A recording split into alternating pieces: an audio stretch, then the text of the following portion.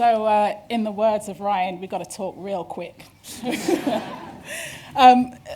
Thank you so much for taking the time. And you're literally in the middle of a whirlwind tour for this launch. So to come here and spend some time with us, we are really deeply honoured. So thank you. I'm honoured to be invited. I mean, it's just an honor, man. Like, it's no worries. It's our job, you know, to do press. You know what I mean? Yeah. Well. But this is truly special, man. It's always cool to talk to folks that are interested.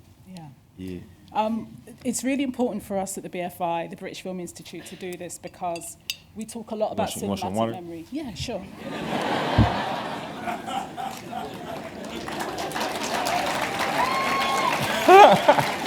Oh man, Fellas, watch and learn. So it's done. So, but no, at the BFI, we talk a lot about memory. We do a lot of rep cinema. We look at the people who have been important to memorialise. But it's equally as important for us to talk about the talent right now in these contemporary moments that we need to memorialise now and support now. So this is a real honour for us, for you to be here. So we've got about 15 minutes. So really quick. I've got 1,001 questions, but I'm going to just ask you 3. So the first...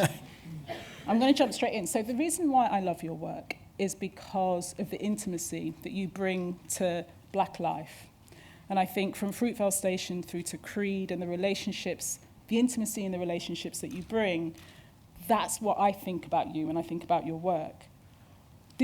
How did you do that? How are you going to bring that? None of us have seen it yet, by the way. How are you going to bring that to a film of this size? I'm really interested. Did you have a sense of that when you took on this project? Yeah. I think you know, all my favorite films have a quality of intimacy to them. I think that's like one of the best parts of cinema. You know, you get to get close to things and experience things that you can't experience on your own and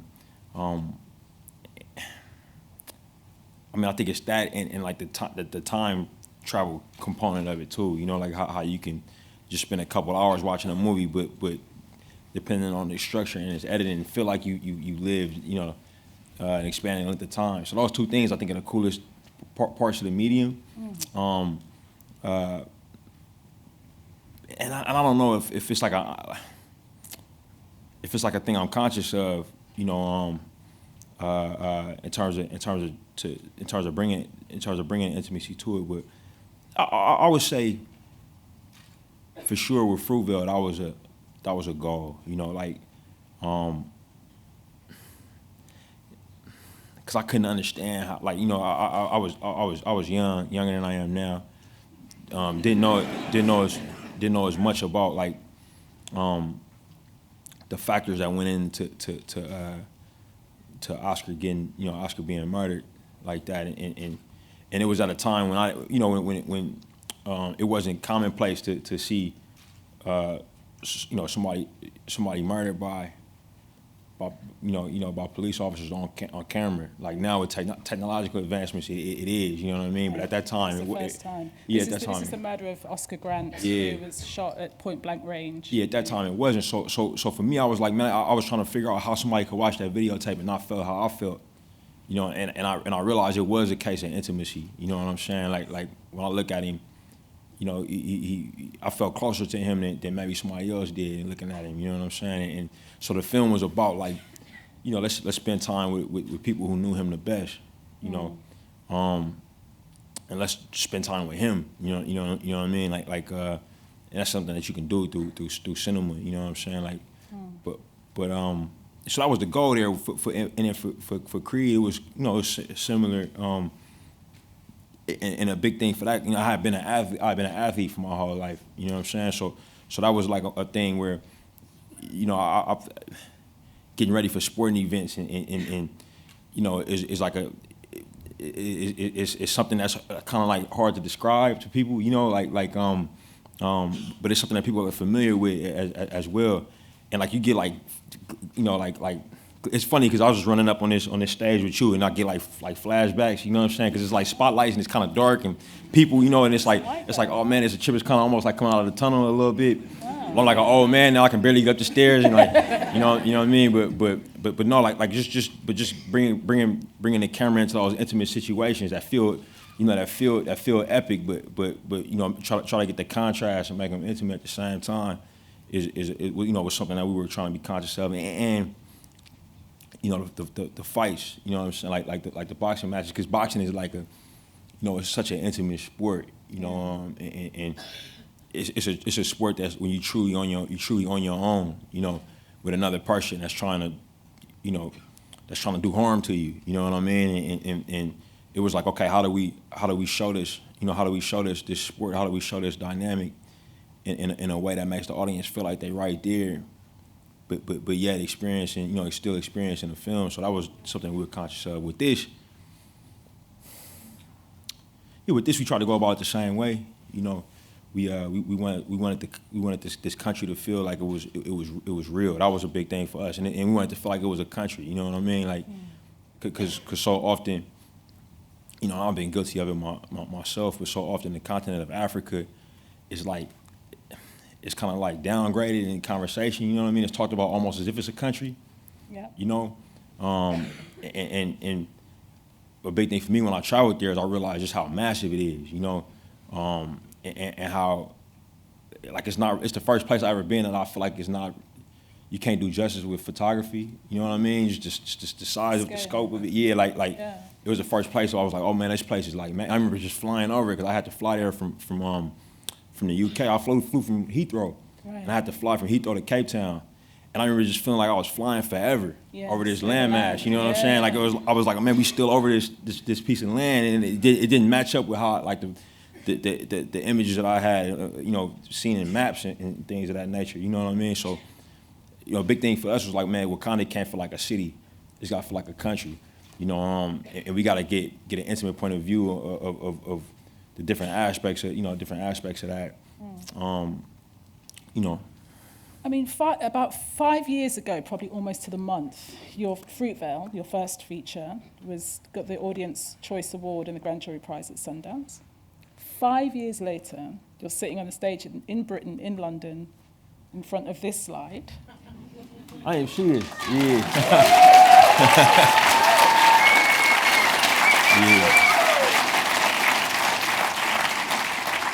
It's an incredible accelerated journey in many ways. So I'm just wondering did any of this surprise you, or when did this came to you? How did you feel? Oh yeah, always, man. I'm surprised, like waking up every day, you know, to be honest, you know what I mean? Like my mom is in London for the first time, you know, and she's sitting here in the audience somewhere, man. It's just she like in a. Mom? Yeah, my mom's right here with the dreads, yeah. So I'm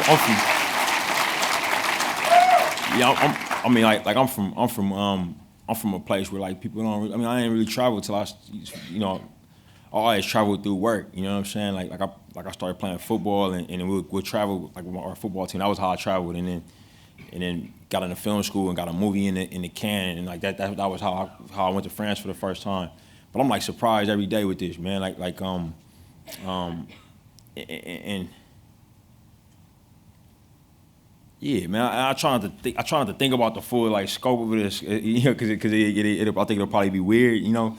But sometimes it hits me, you know. It hits me like with my family and with my wife. I've been with my wife for a long time. We from the same neighborhood, basically. So like a lot of mornings we look at ourselves like, yo, is this really happening? Like, you know, you know, yeah. Like, you know, my parents right now, they in a hotel room like literally adjacent to ours right now. So just seeing my mom like come in like, yo, this London thing is crazy, you know, like, you know, it's you know, that's when it, you know, but at the same time, man, like, you know, I'm from a place, man, that's similar. I'm sure that some of the neighborhoods here where you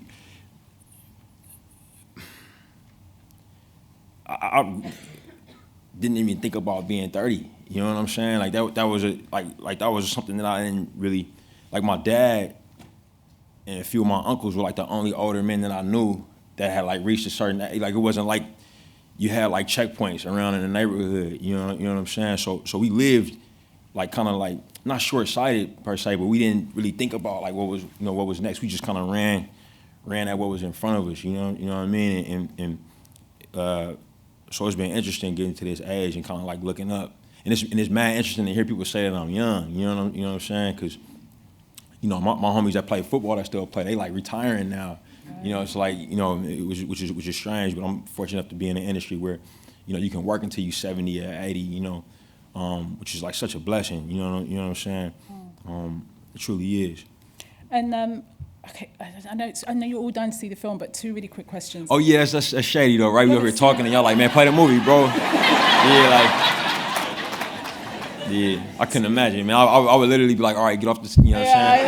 I know. I just want to talk a little bit. We just had the pleasure of talking to Nate Moore. Nate was here? Nate was here. Oh yeah, Nate's awesome. Did Nate talk to y'all? Who talked to Nate? Who was in the session? There you go. Talk to someone. Hey, Nate's great, right? Nate's great. He like so much smarter than me, man. He like he like so articulate and concise. You know what I'm saying? Like with confidence. Like yeah, this is what we did. Boom. I'm like Nate, for real, bro. Like. But I mean, you had the pleasure in a way of this amazing. It seems like this amazing collegiate experience with Nate with Inside Marvel bringing you in. You've got probably the dream cast of every living brilliant black actor on the planet is in your film. Was that cool? Was that a nice experience? Yeah. I definitely, man. Like I can talk a little bit about that, and then we'll get out y'all way so y'all can see the movie. Y'all can figure out if it's even good or not. You know what I'm saying? Like I'm up here talking like, yeah, this is what we did, and it's trash. You know what I'm saying? Y'all like, you could have just hit play on that, you know. But Look, I came up in the I was born in '86. You feel me? So like I came up watching movies in the '90s, and like one thing I talk about in making this film, and it really in retrospect, like I didn't really realize it till we watched it, like and we were done with it, which was like only a few weeks ago. In the '90s, you had these incredibly talented, African American actors. You had Denzel, you had Wesley Snipes, and you had Will Smith, who were capable of like having movies on their like who were just crazy talented. They were capable of having blockbuster movies on their own. They could green like almost anything, and they could play in action movies or they could play in dramas. You know what I'm saying? Like, but for whatever reason, I don't know the reason. You know what I'm saying? Like they never did movies together. And I don't know, like you have to ask them why that was, you know what I'm saying? I'm sure they could tell you, but I used to really want to see, like as a kid, I wanted to see like the Denzel Will Smith movie, you know what I'm saying? Like I wanted to see like what that would, I feel like it was kind of robbed of that, you know what I mean? And they're normally the only one, right? Yeah, in the cast, sort of thing. Yeah, it would be like the movie could only afford one of them or whatever, you know what I'm saying? Like. Which was like a real thing, you know what I'm saying? Like, because the budgets wasn't like that's the thing. Like these event films have say what you will about what it's done to the industry or not, or if you like comic book movies or not. You know what I'm saying? Hopefully it works for you if you don't.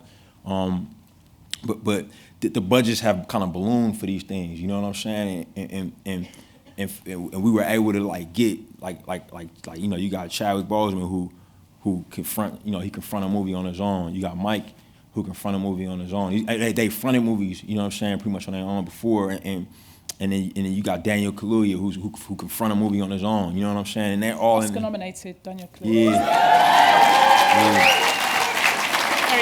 We're very proud of our boy. Of our son. He's. I mean, and you got them all in the movie together, and that's just the guys, for as far as the women goes. You got Angela, you got Lupita, you got Denai, and Tish, who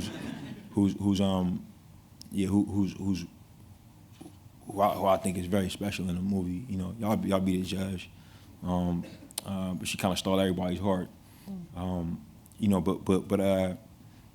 Yeah, no. So it was that opportunity wasn't that opportunity wasn't lost on me, and it feels like, you know, yeah, man, it's dope because the kids coming up, and I think that generation of artists coming up are gonna recognize like that the collaboration and the humility. You know what I'm saying? Because for movie stars, man, it's an act of humility to jump in a movie with each other. You know what I mean? And so I was moved by that, and I think that for the youngsters coming up, it won't be like that for them. They'd be like, oh yeah, we saw the movie with Chad and Mike and Daniel, and you know, like when everybody kind of hopped in on the same thing.